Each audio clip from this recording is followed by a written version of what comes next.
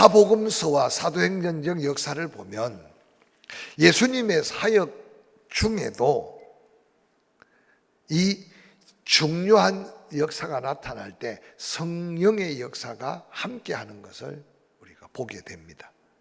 예수 그리스도께서는 공생애, 즉 이제 천국 복음을 전하고 인류 구원을 위해서 십자가를 지기 위한 준비 과정을 하실 때 직전에 요단강에서 침례를 받는 부분을 성경은 기록하고 있습니다. 그때 예수님이 요단강의 물속에 잠겼다가 물 위로 나올 때 하늘 문이 열리듯 하늘이 열리고 그 가운데 성령이 비둘기같이 임하셨다, 그렇게 표현하고 있습니다.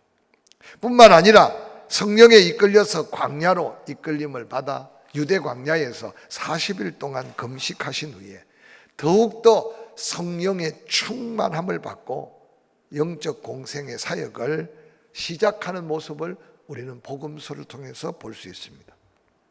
뿐만 아니라 예수 그리스도께서 3년 동안 공생의 기간에 수많은 능력과 기적들이 일어났는데 그 배후에 성령께서 함께 역사하셨음을 친히 말씀하고 계십니다. 마태복음 12장 28절에는 이렇게 기록합니다. 내가 하나님의 성령을 힘입어 귀신을 쫓아내는 것이면 하나님의 나라가 이미 너희에게 임하였다. 예수님의 그 놀라운 표적과 이적을 보고 오해하는 사람, 곡해하는 사람, 믿지 못하는 사람들이 얼마나 많았겠습니까? 그런데 하나님이 나를 통해 성령의 역사로 너희에게 기적이 일어나고 표적이 일어나는 걸 너희가 본다면 그건 너희에게 이미 하나님의 나라가 임한 징조다, 증거다, 그렇게 말씀합니다. 뿐만 아니라 마태복음 12장 31절에 그러므로 내가 너희에게 이르노니 사람에 대한 모든 죄와 모든 사하심은 어때? 성령을 모독하는 것은 사하심을 얻지 못한다. 이전에 많이 들었던 말씀일 거예요. 우리가 허물, 죄, 실수 다 용서받습니다. 그런데 그 죄에 대하여 심판하시고 깨닫게 하시고 회개하면 사죄의 확신을 주는 그 성령을 거역하고 성령을 모독하면 그것은 사함을 받지 못한다고 말씀하시는 예수님의 이 말씀은 얼마나 믿고 구원받은 우리에게 역사하는 성령의 역사가 중요한가를 깨우쳐 줍니다.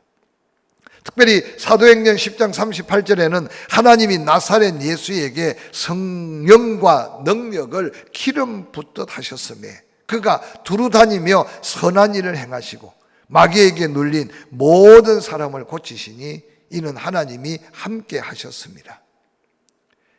하나님이 나사렛 예수에게 성령과 능력을 기름 붓듯 하셨어요.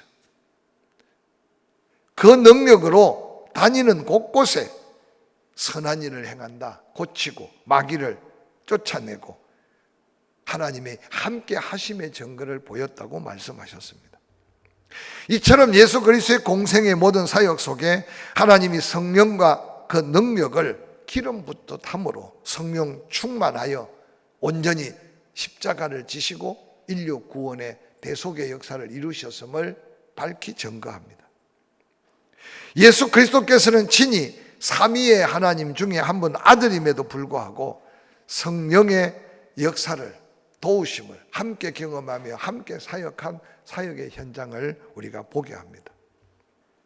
이 땅에 살아가는 우리 그리스도인들 끊임없이 도전하지만 하나님이 약속하여 예수 그리스도께서 보혜사 약속한 그 성령, 그 성령의 능력을 덧입지 않고는 이 세상에서 하나님의 사람답게 온전하게 살 수 없다는 사실을 기억하면서 더욱더 내게 임한 그 성령이 충만하도록, 그 성령이 나를 통해 마음껏 역사하도록 그 성령의 충만함을 사모하는 저와 여러분이 될 수 있기를 주의 이름으로 간절히 축원합니다.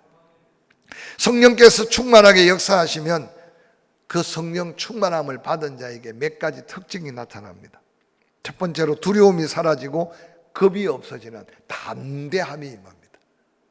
예수님의 제자들을 위시해서 이 땅에 살아갈 때 순교자들의 그 마지막 목숨 건 영적 투쟁의 자리에도 성령께서 강력하게 역사하셨음을 우리는 수없이 기억하게 됩니다.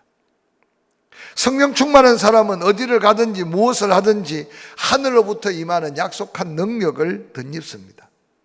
그래서 하나님이 하고자 하는 일을 또한 하나님의 뜻대로 이루시는 역사는 우리의 지혜, 우리의 능력이 아니라 성령의 강권적인 역사 앞에 우리가 쓰임받는 자리에 그 같은 역사가 나타난다는 사실을 기억하시기를 바랍니다.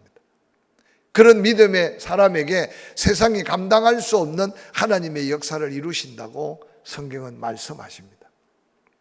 오늘 이 땅 우리 마음속에 염려의 근원은 어디에서 올까요? 걱정의 두려움과 그 근원이 어디에서 올까요? 내일을 알 수 없는 우리가 미래에 대한 불투명한 여러 가지 근심이 어디에서 올까요? 성령의 충만함이 임할 때 염려가 사라지고 근심이 사라지고, 할렐루야, 모든 걸 주께 맡기고 주께서 이루실 것을 믿는 믿음 안에 세상에서 감당할 수 없는 이 담대함이 주어진다는 사실을 기억하시기 바랍니다. 초대교회 믿음의 귀한 예수의 제자들, 몽둥이로 두들겨 펴고 사자굴에 집어넣고 목숨의 위협을 느껴도 그들 앞에 당당하게 사람의 말 듣는 게 옳으냐, 하나님 말씀 듣는 게 옳으냐, 끊임없이 당당하게 외칠 수 있었던 것은 바로 성령의 충만함에 오는 능력이었음을 기억하시기 바랍니다.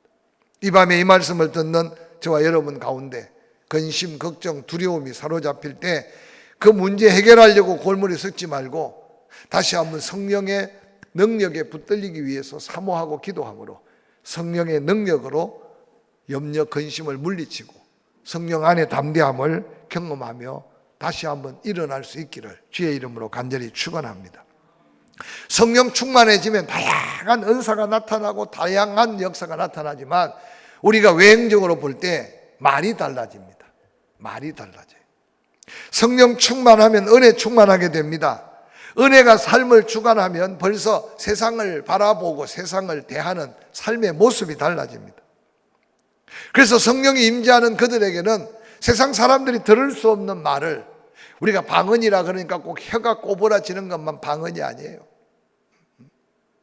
오늘날 세상 사람들이 할 수 없는 말들이 너무 많아요. 우리가 익숙하게 사용하는 단어를 모국어라 그래요. 한국말을 하면서 한국 사람이 염려하고 걱정하며 말하는 사람 없잖아요. 그런데 이 방언이라는 것은 우리가 익숙하지 않은 언어를 우리 입에서 내뱉을 수 있는 게 엄밀하게 방언이에요. 하나님이 직접 들으실 수 있는 영적인 말로 기도할 수 있는 것도 방언이지만 세상 사람들이 들어보지 못한 말을 우리 입을 통해 믿음의 말, 성령의 감동된 말, 은혜의 말, 할렐루야, 바로 그 말이 성령 충만한 자의 말이라는 사실입니다. 성령 충만한 자의 말의 언어가 달라지면 고맙습니다는 말이 저절로 나와야 돼요. 제가 계속 강조하지만 요즘 여러분 세상 속에 제 탓입니다, 미안합니다, 감사합니다, 고맙습니다, 이런 말 듣기가 너무 어려운 시대예요. 표현력을 잊어버리고 살아요. 너무 상처들 많이 받고 마음이 너무 우울하고 어두워서 표현을 못해요. 표현을 못해요. 오늘 여러분 입으로 고맙습니다, 감사합니다 이 말 얼마나 해본 적이 있나요?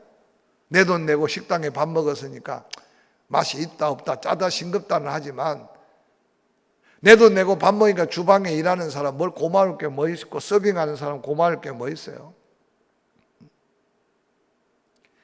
우리 둘째가 오랜만에 한국에 나와가지고 식당에 가면 감동을 받아요.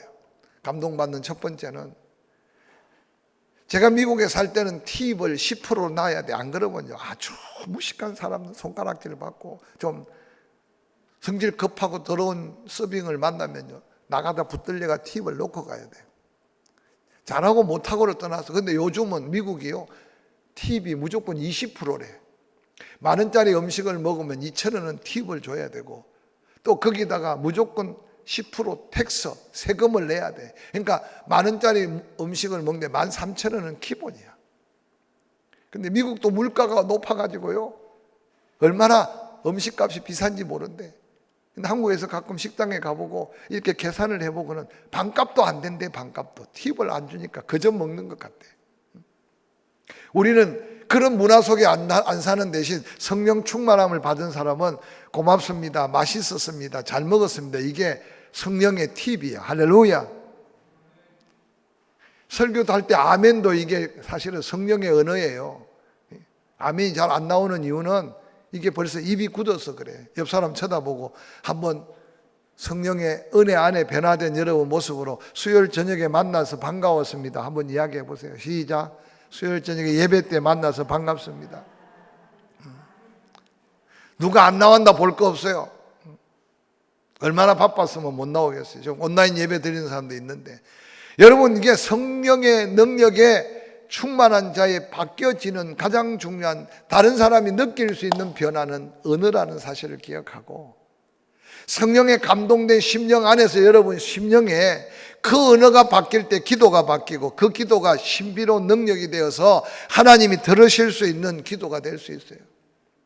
똑같이 한국말을 하는데 하나님이 못 알아듣겠습니까? 그러나 하나님이 듣지 못해서 응답하지 못하는 기도가 수없이 많은 거예요. 성령을 통해서 아버지의 뜻을 구하지 않는 기도, 하나님이 들을 수 없고 응답할 수 없다는 말씀을 기억하십시오. 그래서 여러분이 성령 안에서 표현과 말이 바뀌어서 서로 통하고 서로 대화하고, 그리고 그 가운데 상대방의 마음을 감동시킬 수 있는 말이 여러분 입에 많아지기를 주의 이름으로 간절히 축원합니다. 여러분, 교만하고 오만한 자의 특징이 뭔지 압니까? 실수를 인정하지 않아요. 미안합니다는 말을 할 수 없어요. 그래서 요즘요, 세상에 미안합니다는 말을 쓰면 자기가 뭔가 다 덮어 쓰는 줄 알아요. 오늘 이 성령이 충만할 때 나타나는 담대해지는 마음, 거기에 더하여 바꾸어지는 표현, 언어의 변화가 여러분의 은혜 안에 충만하기를 주의 이름으로 간절히 축원합니다. 특별히 가까운 사이일수록. 뿐만 아니라 성령 충만하면 인생 목표가 분명해집니다. 자기 욕심대로 살면서 늘 자주 넘어지고 낙심하고 피관적으로 살던 사람도 성령에 사로잡히면 신령한 꿈을 꾸고 소망이 생깁니다. 뭔가 미래에 대한 비전이 생겨요.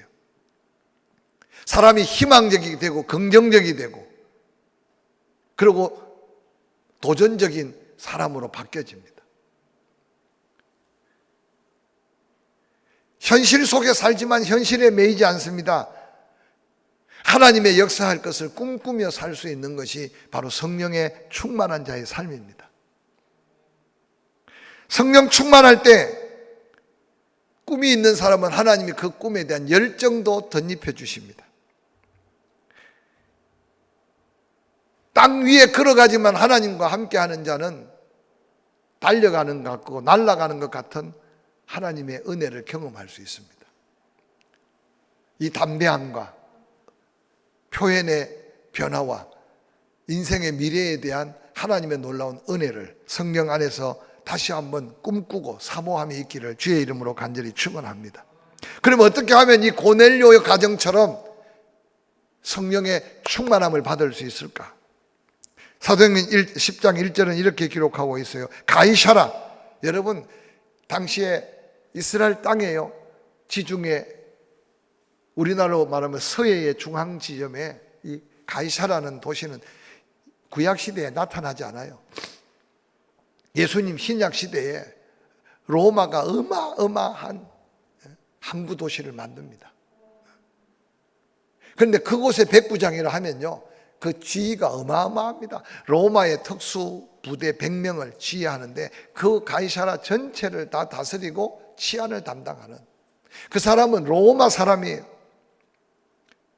이탈리아 군대의 백부장이라고 기록합니다. 근데 그가 중요한 건 결론적이지만 성령 충만함을 받아요. 성령을 누구에게 주시는지 우리는 밝게 알 때 나도 그 성령을 충만하게 받을 수 있다는 확신이 생긴다, 그 말이에요. 누구든지 예수 그리스도를 구주와 주님으로 믿으면 하나님은 성령 충만함을 더해 주신다. 할렐루야.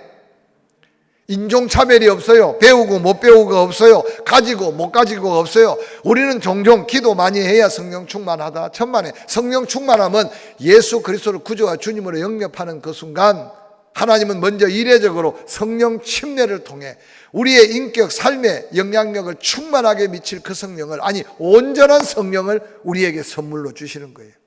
그런데 우리가 그 성령 충만함에 순종하며 성령을 기쁘시게 하고 그 성령의 말씀대로 따르는 삶을 살지 않으니까 성령이 단식하고 소멸되어 가는 영적인 위기를 오늘날 한국 교회 성도들이 경험하고 있다는 사실을 기억하시기 바랍니다.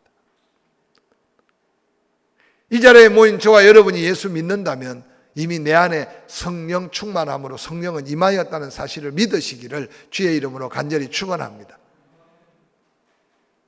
누구든지 예수 믿는 자에게 그 성령은 충만하게 임한다. 오늘 성령의 기름 부음 받은 주인공 고넬료, 유대인 아니에요. 로마 사람이에요. 이스라엘을 지배하고 있는 어떤 면에서 이스라엘 백성들이 볼 때 원수 같은 사람이에요. 그는 마음껏 사람을 죽일 수 있어요. 그가 성령 충만함을 받았다는 것은 오늘 우리에게 얼마나 큰 도전인지 모릅니다. 당시의 유대인들에게, 그래서 거기에 베드로와 함께 참관했던 유대인들이 얼마나 놀랐습니까? 이방인에게도 성령이 임했다는 거예요. 그들은 상상조차 할 수 없어요. 이 사도행전 10장은 복음이 유대, 사마리아 땅끝까지 나아가기 위한 하나님의 놀라운 계획인데, 이방인에게도 그들이 경험한 성령을 받은 것은 누구든지 성령을 선물로 받을 수 있다는 약속이에요. 뿐만 아니라 사도행전 10장 2절에 이렇게 기록합니다. 그가 경건하여 온 집으로 더불어 하나님을 경외하며. 오늘 사도행전 10장 2절에 그가 경건하여라고 말하는 이 경건의 뜻은 허물이 없다는 뜻이에요. 고넬료가 얼마나 하나님 마음에 합당하게 살려고 애썼는지 하나님이 고넬료를 인정했어요. 성령을 선물로 받고 성령의 충만함에 거하려면 사소한 작은 죄라도 하나님이 보시기에 합당치 않은 것을 통회하고 자복하며 회개하는 자에게 그 성령은 충만하게 역사하신다는 사실을 기억하시기 바랍니다. 그래서 이전에 부흥회를 하면요, 다른 거 없어요. 뭐 교회 짓는다고 헌금하기 위해서 부흥회하고, 교회 차 사기 위해서 부흥회하고, 뭐 이런 거 없었잖아요. 그냥 은혜 받는 거예요. 근데 부흥회만 했다 하면 제일 먼저 강사가 누구든지 와서 강요하는 게 회개하라, 회개하라. 그래서 수없이 들으면 강사님들마다 간증하면 밤새도록 떼굴떼굴 마룻바닥에 구르고, 여러분 눈물 콧물 다 쏟고 회개한 간증밖에 없지 뭘 다른 거 들을 게 없어요. 그래서 우리의 믿음의 선조들은 그런 은혜로 성령 충만함을 받았어요. 할렐루야. 그러니 가난도, 세상의 질병도, 정치적인 이해관계도 교회가 흔들림이 없었어요. 오직 하나님만 바라봤으니까. 그런데 오늘 이 시대는요, 마음에 하나님을 모실 수 있는 자리가 없을 정도로 분주해요.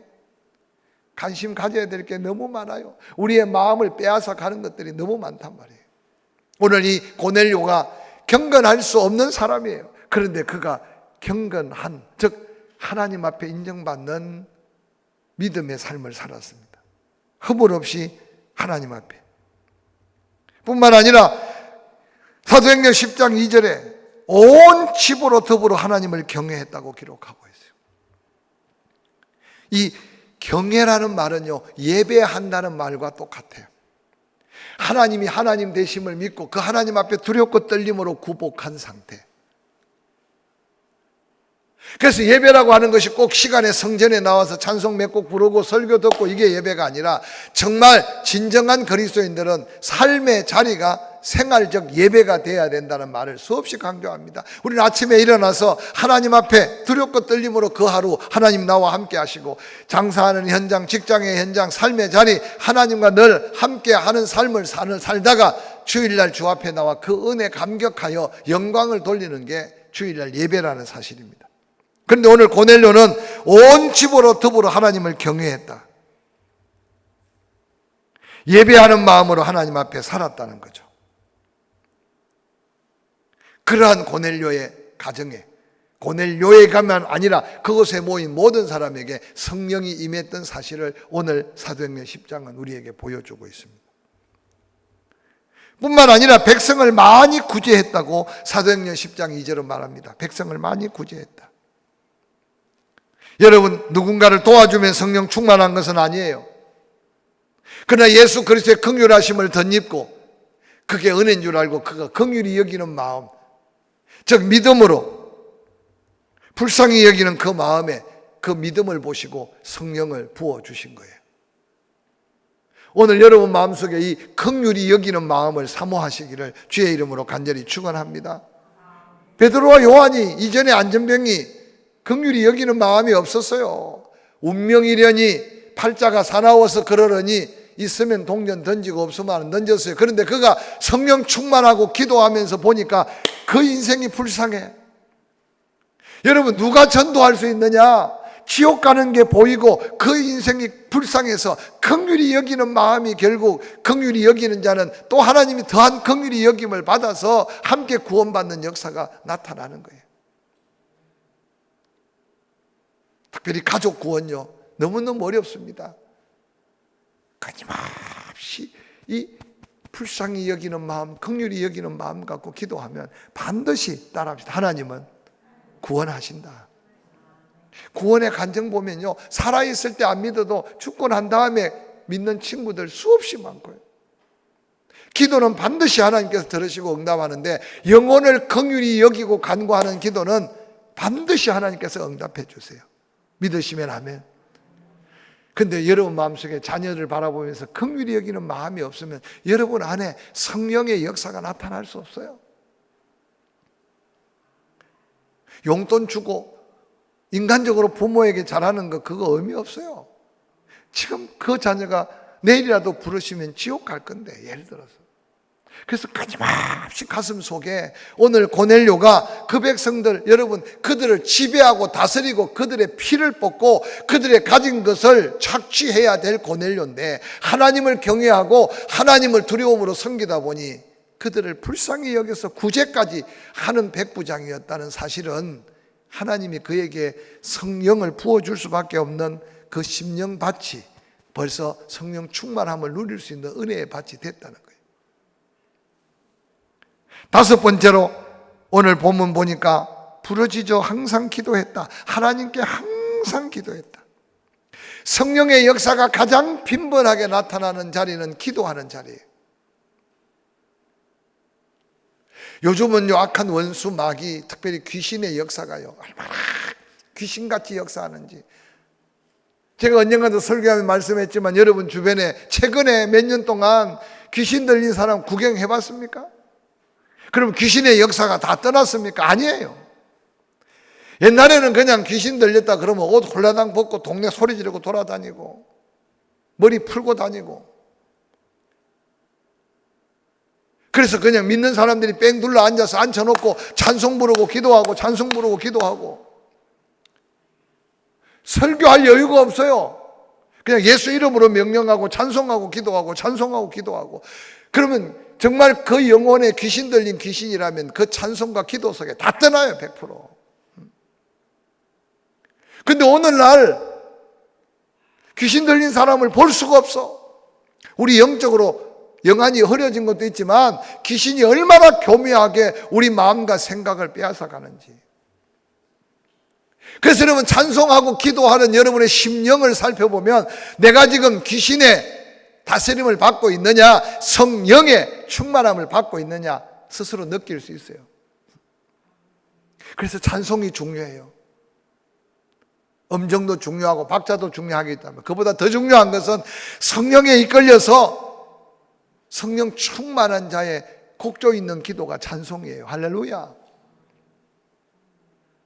그래서 여러분 스스로 질문해 보세요. 내가 찬송하면서 얼마나 하나님께 영광을 돌리고, 내가 찬송하면서 얼마나 감동을 받고, 내가 찬송하면서 얼마나 사모함을 갖고, 내가 찬송하면서 얼마나 통회하는 마음을 갖고 있는가 스스로 한번 질문해 보세요. 저는 사실 설교 안 하고 찬송만 계속 1시간 내내 했으면 좋겠어요. 근데 그러면 아마 지루해서 다 떠날 것 같아. 여러분 처음 은혜 받을 때를 생각해 보세요. 수없이 울며 불며 기도해도 지치지 않고 수없이 찬송해도 지치지 않고 그냥 입만 벌리면 찬송이 저절로 나온 때가 있지 않았어요? 오늘 그 은혜를 회복해야 돼. 항상 기도했던 고넬료의 집에 성령이 온 집안에 있는 그들에게 충만하게 임하였던 그 놀라운 은혜가 우리에게 필요한 은혜임을 기억하시기를 주의 이름으로 간절히 축원합니다. 성령 충만해서 찬양하고 싶은데 기도하고 싶은데 예배 지각이 어떻게 일어날 수 있겠어요, 여러분? 부모님이 오랜만에 기차 타고 온다는데 역전에 지각하는 자식이 어디 있겠냐 말이에요. 먼저 가서 기다려야지. 그것도 플랫폼 가가지고 혹이라도 길을 못 찾을까 봐. 사모하는 마음이 벌써 기도하는 마음이고 은혜를 구하는 마음이 간구하는 마음인 걸 기억하시기를 주의 이름으로 간절히 축원합니다. 사도행전 1장과 2장에 그 성령, 약속한 성령이 받는 자리도 그들이 함께 모여 전혀 기도하기에 힘쓰고 그냥 단순한 기도가 아니라 약속한 성령이 올 때까지 그들은 계속 기도했어요. 예수님이 부활하시고 40일 동안 그들이 불러 모인 지 최소한 열흘 이상은 오순절이 될 때까지 사모하고 기도했던 그들 가운데 성령이 임했어요. 예수님도 또한 성령 충만을 받기 위해 예루살렘을 떠나지 말고 기도하라고 한 그 120명이 전혀 기도하기에 힘썼던 걸 기억하시기 바랍니다. 그래도 기도 안 할까 봐 누가복음 11장 10절, 12절, 13절 구하라 주실 것이다. 찾아라 찾을 것이다. 문을 두드리라 그러면 열릴 것이다. 그러면서 마지막 구하는 자에게 성령을 주시지 않겠느냐. 기억하십시오. 내가 구하는 기도 응답뿐만 아니라 기도하는 자에게 구하는 기도 응답 플러스 성령을 더해 주신다. 믿으시면 아멘.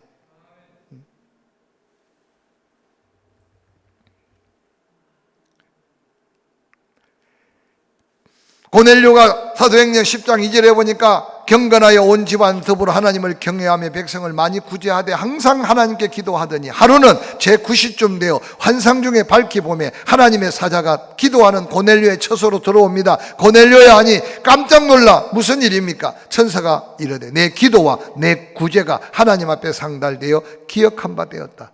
내가 지금 사람들을 요바로 보내어 베드로라는 시몬을 청해라. 지금 고넬료는 성령을 체험해 보지 못했어요. 성령을 구한 게 아니었어요. 그냥 하나님의 은혜 앞에 감사해서 하나님께 기도하고 있는데 하나님은 그 기도하는 고넬료에게 베드로로 하여금 말씀을 듣고 믿음을 갖고 성령 충만함을 선물로 주려고 베드로를 청하라고 오늘 말씀하고 있어요. 당시에 유대인들은 최소 하루에 5번 기도했다고 합니다. 특별히 시간을 정해놓고 기도했다고 합니다. 여러분의 기도의 삶을 한번 돌이켜 보시기를 주의 이름으로 부탁을 드립니다. 6번째로 성령 감동대로 순종해야 합니다. 사도행전 10장 7절 마침 말하던 천사가 떠나자마자 고넬료가 집안 하인 둘과 부하 가운데 경건한 사람 하나를 불러서 이 일을 다 설명하고 베드로를 모시러 요바로 보냅니다. 천사가 떠나자마자 부모대로 대대로 믿음을 가졌던 것도 아니고 하나님의 은혜를 환상을 경험해 본 적도 없어요. 고넬료는 기도하다가 사자들을 통해 천사를 통해 들은 그 말씀을 듣자마자 그대로 순종하고 있는 모습이 성령 충만함을 받는 또 다른 영적인 자세라는 겁니다. 여러분 고넬료가 베드로를 만난 적 성경에 보면 없어요. 베드로가 지금 요바에 있는 것도 고넬료는 몰랐어요. 오라고 하면 베드로가 올지 안 올지 베드로한테 확답 받은 것도 없어요. 성령께서 그렇게 감동하시고 역사하시니 그 성령을 의지하고 그냥 보내는 거예요. 저는 요즘 늘 강조하는 게 뭐냐, 성령의 감동에 작은 감동이라도 좀 민감하자는 말을 계속합니다. 여러분 스스로 좀 느껴보세요. 사람의 말이 귀에 빨리 들어오는지, 말씀을 들을 때 성령의 감동하심이 나에게 충만한지, 끊임없이 성경을 읽고 묵상하고 찬송하고 기도할 때 성령의 감동하심에 민감해야 돼. 여러분, 돌짝밭에 떨어지고 가시밭에 떨어진 씨가 왜 열매 맺지 못합니까? 세상 염려, 근심, 걱정, 자기 생각, 자기 욕심이 우리 마음밭을 어지럽게 만들어. 그래서 성령이 역사하고 감동해도 적극적인 순종이 안 되면 성령은 소멸돼요. 한 번, 두 번 소멸하면 성령이 아예 탄식하며 역사하지 않아요. 오늘 대부분 성도들의 삶에요, 이 성령의 탄식함을 깨닫지 못하는 위기 속에 살아가는 영혼들이 대부분이에요. 따라합시다. 성령의 작은 감동도 민감하자. 여러분, 기침 감기 걸려보셨어요? 공기만 살짝 바뀌어도 칵칵 감기가 나와. 천식 환자들 보셨어요? 조금만 먼지기만 있어 그냥 칵칵칵. 그래서 여러분, 쉬지 않고 기도한다는 말이 원어적으로 말하면 줄기침 한다는 거예요. 줄기침. 환경만 바뀌면, 내 생각에 염려가 생기면, 내 생각에 걱정이 생기면 그 걱정을 파고들 게 아니라 그냥 하나님 앞에 주여 주여 주여, 그래서 기도가 되는 게 항상 기도하는 믿음의 삶이에요. 7번째, 성령 충만하는 비결. 사도행전 10장 24절, 이튿날 가이사라에 들어가니 고넬료가 그의 친척과 가까운 친구들을 모아 기다립니다. 마침 베드로가 집에 들어옵니다. 고넬료가 베드로 앞에 넓적 엎드려 절합니다. 31절, 고넬료야, 하나님이 내 기도를 들으시고 내 구제를 기억하셨으니 사람을 요바에 보내 베드로라는 시몬을 청하라 하기에 바닷가 무두장이 시몬의 집에 있다는 걸 가르쳐주고 내가 당신에게 사람을 보냈는데 오셨으니 잘하였습니다. 이제 우리는 주께서 당신에게 명하신 모든 것을 듣고자 하여 다 하나님 앞에 지금 은혜를 사모하고 기다리고 있습니다.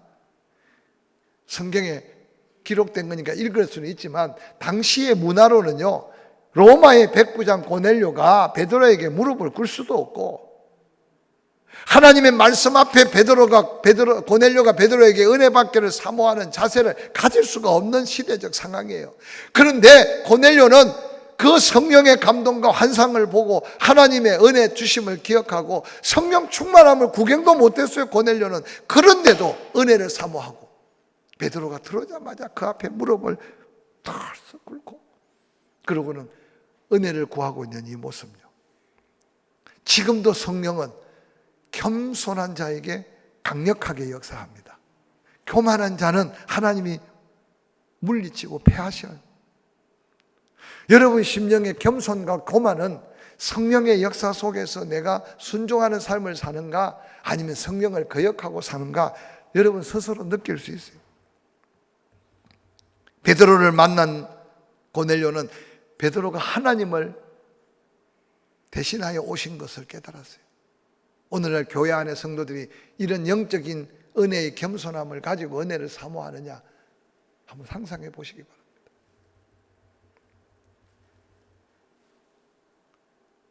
마지막으로 사도행전 10장 44절 46절, 베드로가 이 말을 할 때 성령이 말씀 듣는 모든 사람에게 내려오시니 베드로와 함께 온 할례 받은 신자들이 이방인에게도 성령 부어주심으로 말미암아 놀라니 이는 방언을 말하며 하나님의 높임을 들음이라. 베드로가 말씀하는데 집중해 그 말씀에 아멘 아멘해. 그 말씀을 듣는 모든 사람이 다 성령의 충만함을 받았어. 여러분, 누가 성경을 읽든지 누가 설교를 하든지 앞뒤가 안 맞고 때로는 말에 어떤 때는 소리가 잘 안 들리든지, 그런데 여러분 기억하세요. 하나님의 말씀은 하나님의 말씀으로 역사가 있다는 사실을 기억하시기 바랍니다. 할렐루야. 오늘 고넬료 집에 모인 모든 사람들, 베드로가 이 말을 전하는 하나님의 말씀 앞에 모두가 그 말씀에 귀를 기울이고 그 말씀에 믿음을 갖는 순간, 믿음은 들음에서, 들음은 예수 그리스도의 말씀으로 말미암다는 사실을, 그 말씀을 갖고 믿음을 가지니 성령이 그들, 믿음 가진 그들에게 충만하게 임하였던 사실을 기억하시기 바랍니다. 사랑하는 성도 여러분, 말씀을 읽는데 지금 75주는 말씀 쓰는데 암송하는데, 그리고 순간순간 나에게 주신 말씀을 묵상해보고, 그리고 그 말씀이 내 마음을 충만하게 역사할 때 그때 성령이 내 안에 충만하게 역사한다는 사실을 기억하시기를 주의 이름으로 간절히 축원합니다. 이번 부흥성에 여러분 사모하는 게 뭔지 한번 생각해 보세요. 뭐 물질 구할 겁니까? 건강 구할 겁니까? 그런데 그보다 더 근원이 되는 말씀 충만, 은혜 충만이 성령 충만으로 이어지도록. 할렐루야. 그래서 이전에 가졌던 그 성령의 놀라운 은혜를 회복해서 세상 바라보지 않고 믿음 안에 하나님의 더한 축복을 기대하는 믿음의 열매 맺는 이 가을을 맞이할 수 있기를 주의 이름으로 간절히 축원합니다.